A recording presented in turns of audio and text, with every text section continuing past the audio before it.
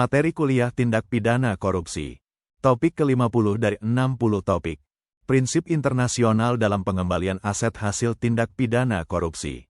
Bagian kedua. UNCAC terdiri atas pembukaan dan batang tubuh yang terdiri atas 8 bab dan 71 pasal dengan sistematika sebagai berikut.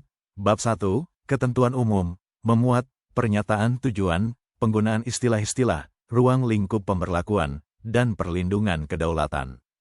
Bab 2, tindakan-tindakan pencegahan, memuat kebijakan dan praktek pencegahan korupsi, badan atau badan-badan pencegahan korupsi, sektor publik, aturan perilaku bagi pejabat publik, pengadaan umum dan pengelolaan keuangan publik, pelaporan publik, tindakan-tindakan yang berhubungan dengan jasa-jasa peradilan dan penuntutan, sektor swasta, partisipasi masyarakat, dan tindakan-tindakan untuk mencegah pencucian uang.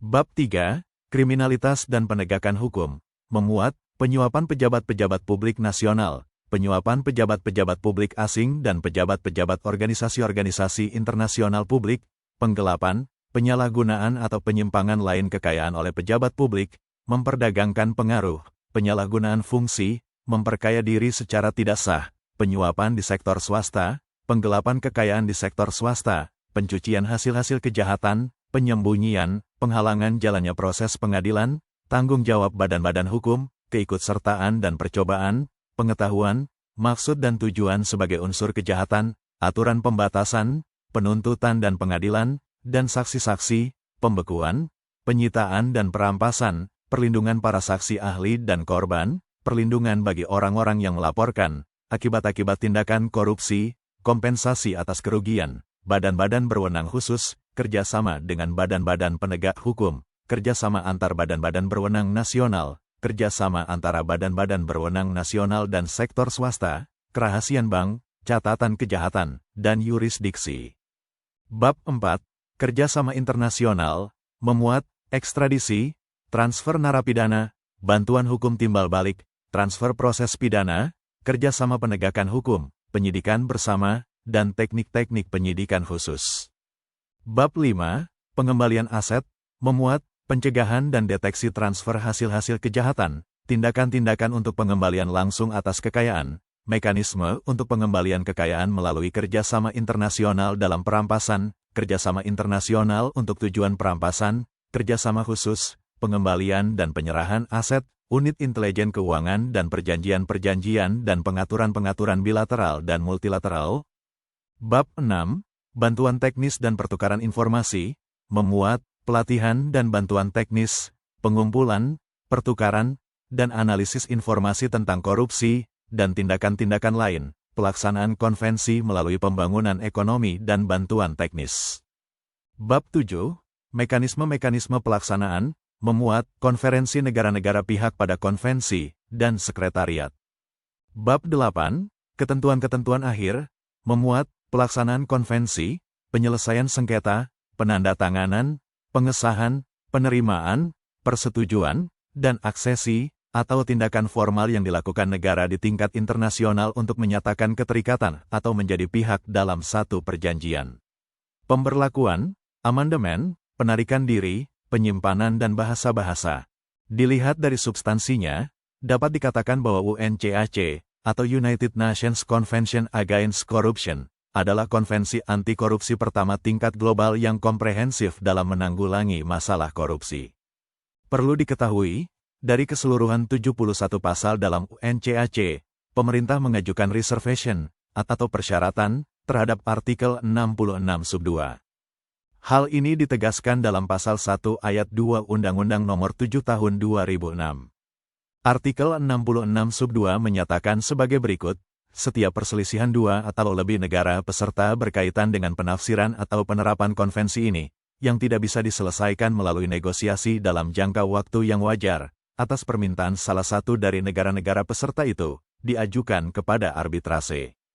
Bila mana 6 bulan setelah tanggal permintaan untuk pengajuan arbitrase, negara-negara peserta itu tidak dapat sepakat mengenai struktur arbitrase, salah satu negara peserta dapat mengajukan sengketa itu kepada Mahkamah Internasional dengan permohonan sesuai dengan status pengadilan.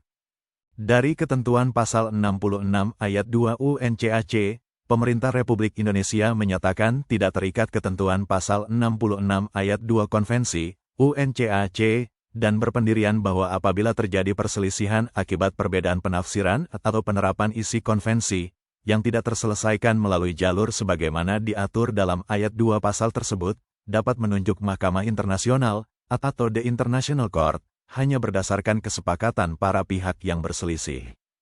Pada hakikatnya, upaya dalam penanggulangan kejahatan atau termasuk korupsi dapat dilakukan melalui suatu kebijakan kriminal atau criminal policy.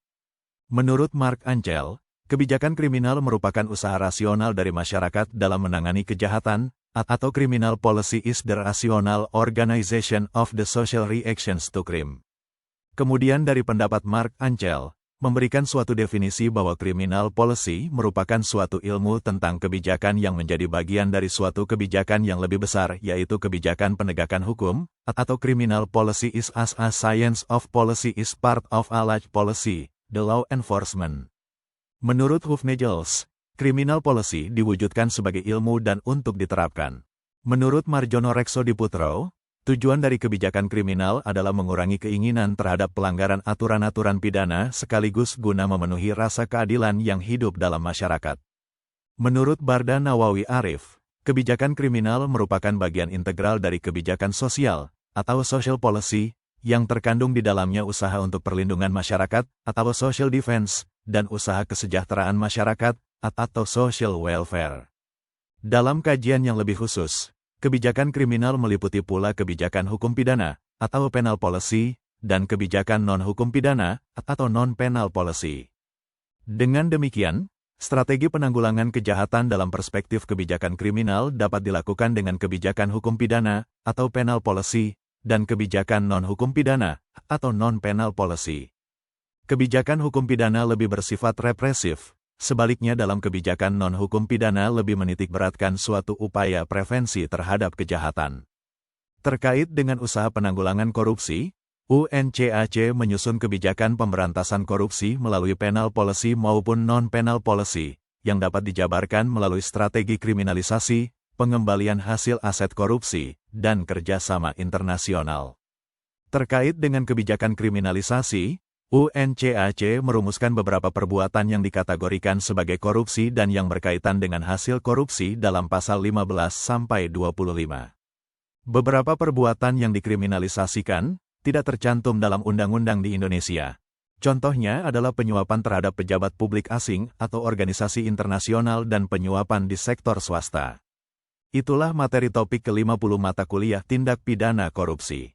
Channel ini bermanfaat khususnya bagi mahasiswa Indonesia, atau siapapun yang ingin menambah wawasan.